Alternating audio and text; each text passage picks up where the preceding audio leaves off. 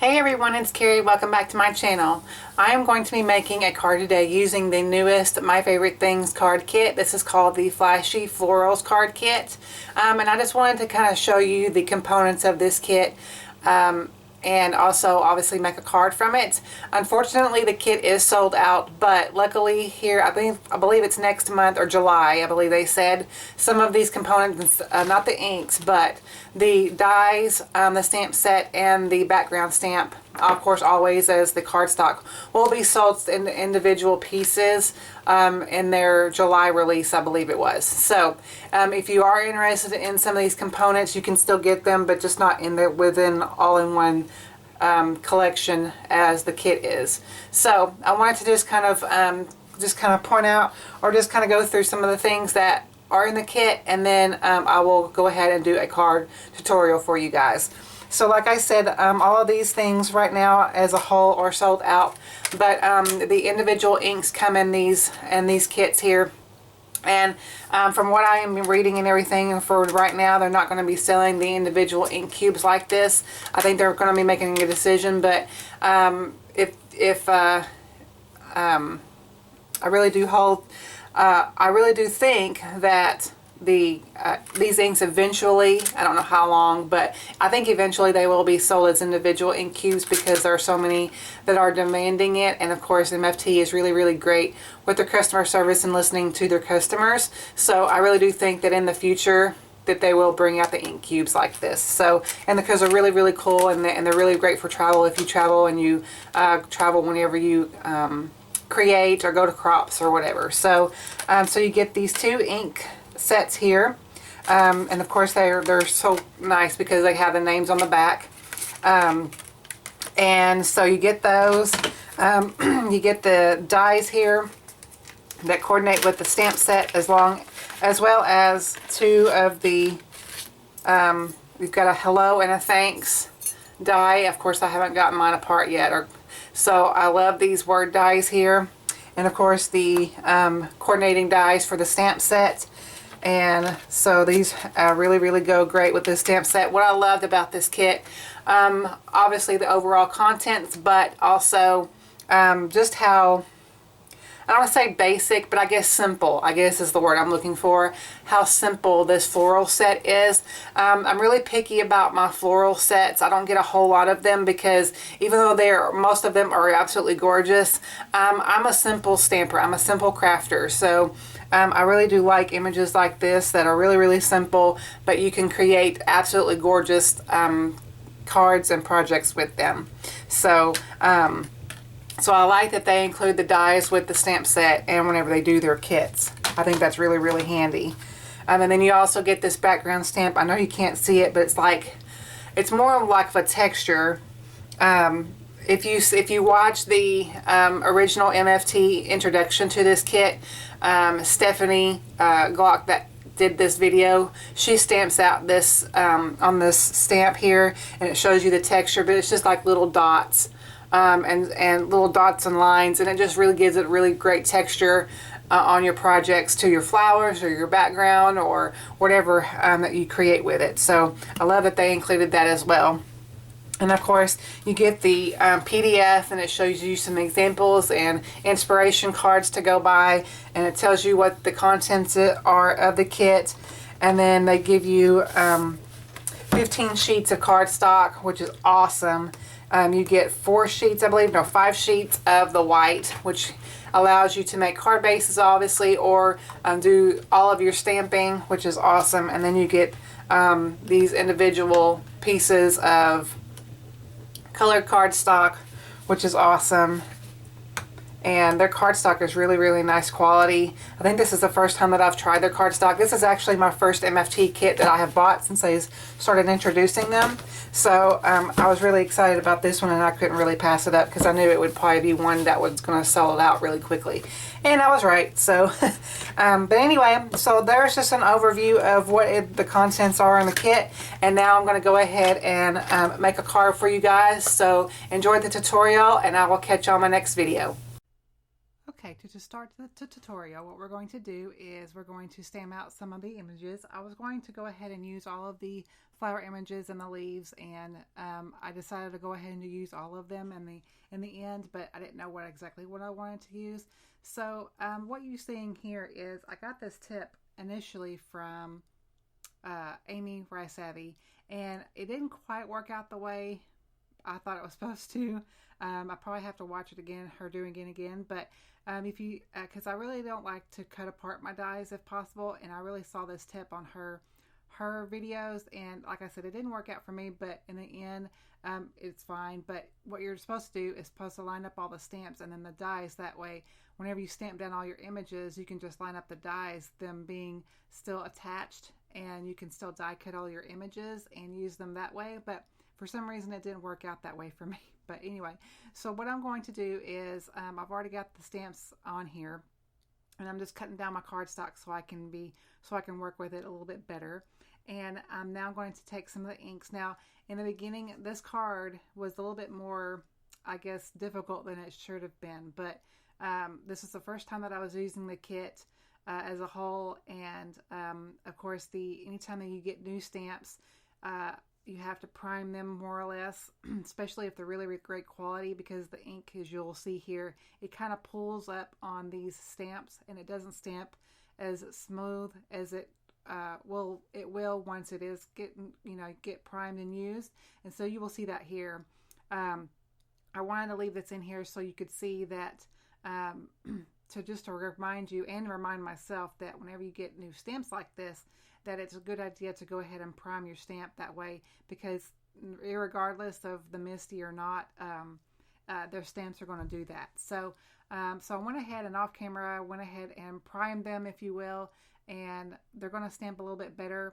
For the most part, there is some, as you can see here, this one area of this flower does not want to stamp down well for some reason, and I don't know if it's just because I'm not pressing hard enough or what, but I went ahead and re-stamped it a couple of different times, and I did get it down eventually. As the ink dries into the paper, it did even out, which was fine. So and since I had all my stamps attached to my door here, it was a little bit hard to take off the door against that cardstock, but that's just the great quality of these stamps, because they are really adhering to the cardstock and everything. So I don't blame any of the supplies or anything like that. It's just the nature of the beast, I guess. So I went ahead and did all my stamping. I did cut down this video quite a bit. It's a long video as it is, so I had to cut out a lot. Because like I said, this card took way longer than it should have been. But I wanted to introduce the card kit to you first before I started using it. But now I'm just taking my acrylic blocks here. There's no need for the MISTI for this part, because you can easily line up these without the MISTI. And I'm just taking the individual elements just to kind of give a little bit of depth and dimension to these images. And so as you can see there, as I'm using it, I'm kind of priming it first, with my other stamps, and stamping it off on my scratch paper there, and then stamping it down. And it really does help whenever you do that. It just makes the images stamp so much better. So I highly recommend doing that first. So I went ahead and I'm just kind of finishing up stamping all of my elements here onto my flowers. And then I was going to try to die cut these, like I said in the beginning. The whole point of me doing the stamped images this way was so I didn't have to cut apart my dies.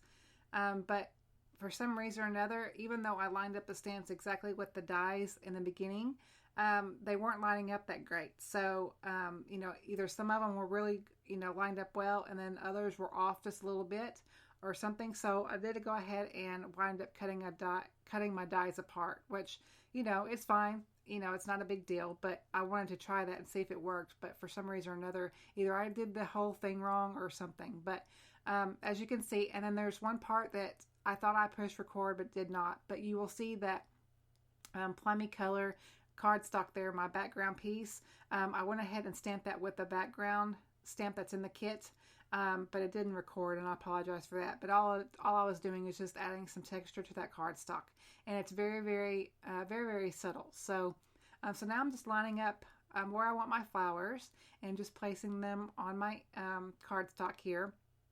I went ahead and attached my white cardstock piece that I die cut with the the frames here, or the cardstock pieces of the card, are die cut with the frames. I always love this die sets here.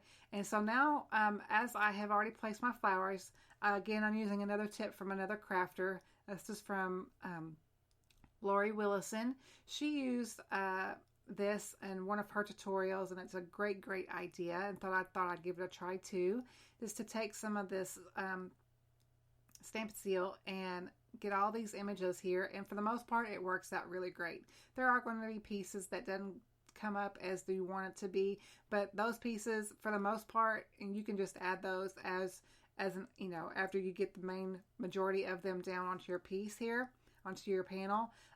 You know, it's really easily to go ahead and put a glue on those and just add those in after the fact. So it's not a big deal at all. So, but it just does make this a whole process that much better, and you don't have to be fiddling with these pieces on an individual basis, and it also keeps your flowers where you initially put them, instead of having to take a picture or whatever. And of course, you could still do that if you wanted to do that, if you felt that was easier for you, but I wanted to give this a try and see how well it worked. So for the most part, it does. It's a really great tool, another great thing to have in your craft room. So luckily I had some in my kitchen. So anyway, so I'm just going ahead and aligning these onto my card panel here and getting those lined up where I wanted them initially, and just pressing those down into place. And as I am pulling this up, you know, like I said, some of the pieces will come up, you know, with it, so you got to kind of work with it a little bit, but that's not a big deal at all. You can just place those down at the end, but you see how well it does initially work. So so I went ahead and added those pieces that came up initially, and so I put those down, and now I'm going to go ahead and work on my sentiment portion of my card. I also got this die set, this die piece here from my MFT order, and because it was free with 60, and so I'm going to be using this fabulous die here, but I wanted to create my own sentiment. I am making actually a birthday card, and I wanted to use this fabulous sentiment, but I wanted to find some sentiments in my my stamp collection here that I can make my own sentiment that says "Have a fabulous birthday." So I'm using this one stamp set called Sweet Smiles from Lawn Fawn, and I'm just masking off the ball part of the sentiment. It says "Have a ball." I'm masking the ball part off of the sentiment and inking that up with the this is the eggplant, I believe, ink from the kit. And so I've stamped that down, and then I'm going to take this So Much to Say stamp set, also from Lawn Fawn, and going to ink up the birthday portion of this sentiment, again with the same ink. And then, it was so far apart that I really didn't need to mask off the happy portion of this one. So I just went ahead, since the ink cube is so small, you know, it just made it that much easier. So I went ahead and inked that up, and I'm going to go ahead and stamp that down underneath the Fabulous here. And I kept that die in place just for, you know, placement here, just to make sure I had it in the right area of where I wanted it on my card. And so I'm going to stamp the birthday part down, and then I'm going to go ahead and die cut the Fabulous die here, and using that same cardstock and getting those little pieces out of that sentiment. And it's such a great die. MFT has really great products. I mean, if y'all probably most of you probably already know that anyway, but I'm more or less not really new to MFT, but I'm just now getting to where the last 6 months I'm buying a whole lot more of MFT products. So I went ahead and applied some multi-matte medium to my die cut, and now I'm just going to go ahead and place that onto my card base. I'm using one of the pieces of the white cardstock into the kit that has been placed in the kit, and just cut that to a A2 size card, which is 4 1/4 by 5 1/2, but I did make it a top fold card. So I'm just going to go ahead and get that good and creased there, and then I'm going to add, this card is pretty much flat. I didn't add any dimensional foam tape or anything, because even though I'm not mailing this is actually going to a coworker, I wanted to keep everything flat since there was so much going on. And then for a final touch, I'm just adding some of this, let's see, not the Wink of Stella, some shimmer pen. I can't think. Oh, No, I can't think of what it's called. But anyway, we are done for today's card. This is the final image, and I hope that you enjoyed the tutorial and looking at the kit. And I will catch you on my next video. Thank you guys so much for watching.